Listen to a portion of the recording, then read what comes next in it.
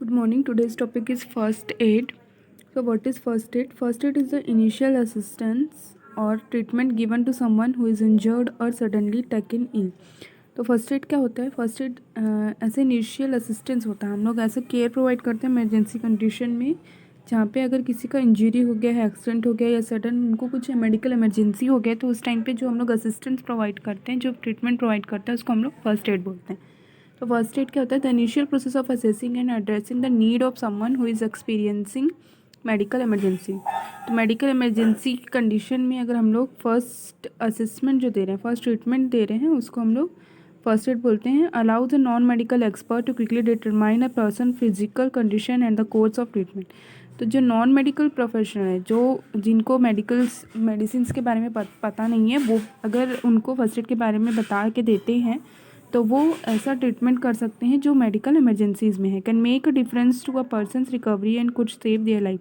इससे क्या होता है? जो पर्सन का रिकवरी होता है और उनका लाइफ जो है वो बचा सकते हैं हम लोग। पर्पस ऑफ फर्स्ट एड क्या होगा? To sustain the life, to prevent suffering, to prevent secondary complication, to promote speedy recovery. तो सस्टेन द लाइफ मतलब उनकी लाइफ को सेव करने के लिए हम लोग फर्स्ट एड को यूज़ करते हैं। दैन प्रिवेंट सफरिंग फर्दर, और कुछ सेकेंडरी कॉम्प्लिकेशन मत हो, और ज़्यादा उनका मेडिकल कंडीशन जो है वो उनका ख़राब मत हो, उस चीज़ को प्रिवेंट करने के लिए हम लोग फर्स्ट एड देते हैं। Then to promote speedy recovery मतलब उसकी रिकवरी ठीक से हो, उस चीज़ के लिए हम लोग फर्स्ट एड प्रोवाइड करते हैं। Then objective of first aid guiding principles क्या क्या हैं?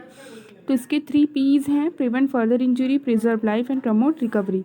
मतलब इंजरी को प्रिवेंट करना है एंड प्रिजर्व लाइफ को सेव करना है, प्रमोट रिकवरी जो होता है उसका, उस चीज़ को हम लोग को प्रमोट करना है। Then 4 C's of first aid का सीज है कॉल फॉर हेल्प। मतलब ऐसा कोई इमरजेंसी कंडीशन होता है, मेडिकल कंडीशन होता है, उस केस में हम लोग हेल्प के लिए कॉल करते हैं। देन कामली टेक चार्ज मतलब क्या क्या हो रहा है वो चीज़ को हम लोग देखते हैं कि कौन सा कंडीशन है, कौन सा इमरजेंसी कंडीशन है, वो देखते हैं। Then check the scene and the casualty. आसपास जो मेडिकल फैसिलिटीज़ अवेलेबल है उस चीज़ को हम लोग चेक करते हैं। Then carefully apply first aid मतलब जो फर्स्ट एड में हम लोग ट्रीटमेंट दे सकते हैं वो हम लोग प्रोवाइड कराते हैं। Then do and don'ts in first aid. Do क्या होता है? Before handling the casualty use mask, gloves, head cover and apron. तो बिफोर हम लोग किसी भी इमरजेंसी कंडीशन को लेने से पहले हम लोग को मास्क वियर करना है, ग्लव्स वियर करना है, हैंड ग्लव्स यूज़ करना है, देन एप्रन यूज़ करना है। देन डोंट्स मतलब हम लोग को first adder can never prescribe medicine and declare death. जो फर्स्ट एड जो दे रहे हैं वो कभी भी मेडिसिन हम लोग नहीं दे सकते हैं किसी भी मेडिकल कंडीशन में, एंड डेथ को डिक्लेयर नहीं करना है। Then importance of first aid क्या क्या है? Providing quick medical treatment until professional assistance arrives. मतलब हम लोग को क्विक जल्दी जो वहाँ पे मेडिकल ट्रीटमेंट हम लोग जो दे सकते हैं वो देना है। मेडिकल प्रोफेशनल जो हैं, डॉक्टर्स हैं जो प्रोफेशनल हैं, उनके आने से पहले जो जो हम लोग ट्रीटमेंट दे सकते हैं वो हम लोग देना है। Then first aid helps ensure that the right methods of administering medical assistance are provided. जो मेडिकल असिस्टेंट जैसे प्रोवाइड कराना है उस चीज़ को हम लोग हेल्प करके देंगे। Then knowledge in first aid also benefit the individual themself. अगर किसी जैसे कोई नॉन प्रोफेशनल जो नॉन मेडिकल वाले हैं उनको अगर फर्स्ट एड के बारे में पता है तो वो उनको खुद को हेल्प करेगा। Then it affords people with the ability to provide help during various emergency situation के टाइम पे ये हेल्प प्रोवाइड करता है फर्स्ट एड अगर किसी को पता है। And principles of emergency care क्या है? Collect the detail history of accident इधर फ्रॉम द विक्टिम और from any who has witness the accident.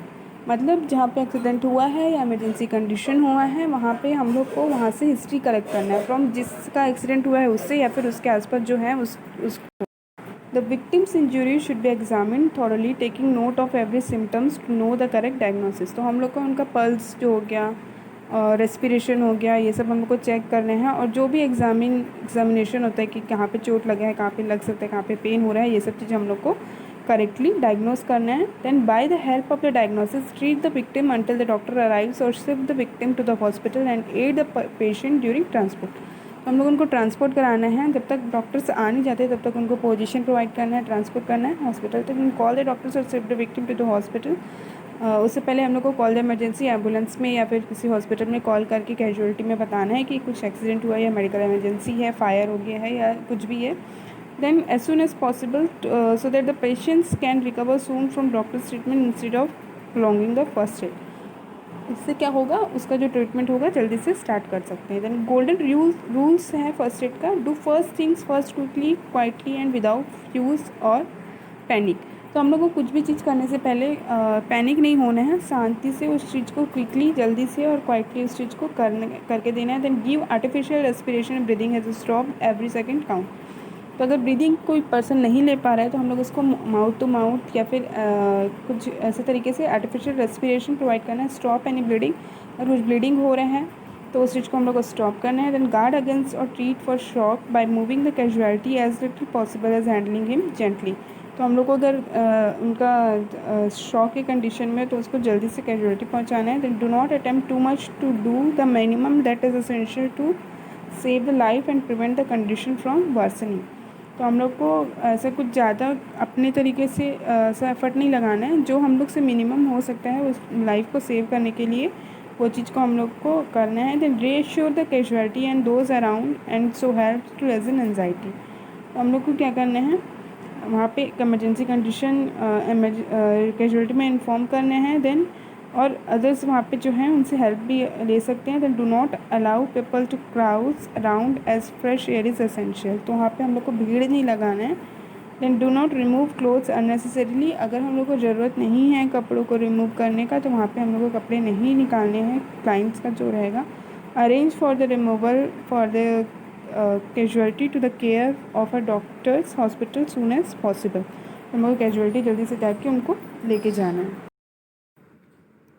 Next is DRABC, in which D stand for danger, response, airway, breathing and circulation। So danger क्या होता है, तो danger to your self मतलब खुद को जो डेंजर होगा उससे प्रिवेंट करना है, अदर्स को जो डेंजर हो सकता है उस चीज़ को प्रिवेंट करना है। और अगर हम लोग हॉस्पिटल लेके जा रहे हैं वहाँ पे अगर कैजुअलिटी में किसी को डेंजर है तो उस चीज़ से भी प्रिवेंट करना है।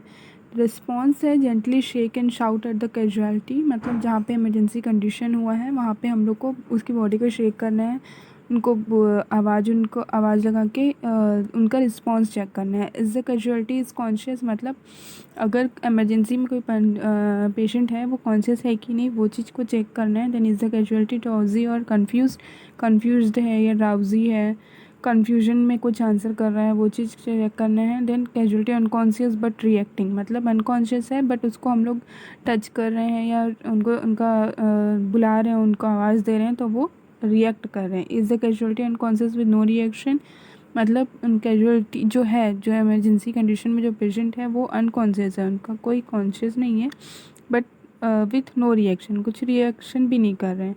If unconscious place the casualty in stable side position, अगर अनकॉन्शियस है तो हम लोग को उस पर्सन को साइड में रखना है। रिस्पॉन्स चेक करने के बाद हम लोग एयरवे चेक करते हैं। Is the airway is open और क्लियर, उसका जो एयरवे है वो ओपन है क्लियर है कि नहीं वो चीज़ को चेक करना है। Then is there is noisy in breathing check करना है, नोज़ ब्रीदिंग कुछ आवाज़ तो नहीं आ रहा है। Are there potential obstruction such as blood etcetera, if so open and clear the airway. अगर कुछ ब्लॉकेज है, नोज़ में ब्लीडिंग हो रहा है या एयरवे में कुछ ब्लॉकेज है तो उस चीज़ को एयरवे को हम लोग को ओपन करना है। Then breathing, look for the chest moment को चेक करना है, इंस्पिरेशन और एक्सपिरेशन के टाइम पे चेस्ट मोमेंट हो रहा है कि नहीं। Then listen for sounds for breathing sound check करना है। Then feel the breaths on your cheek, मतलब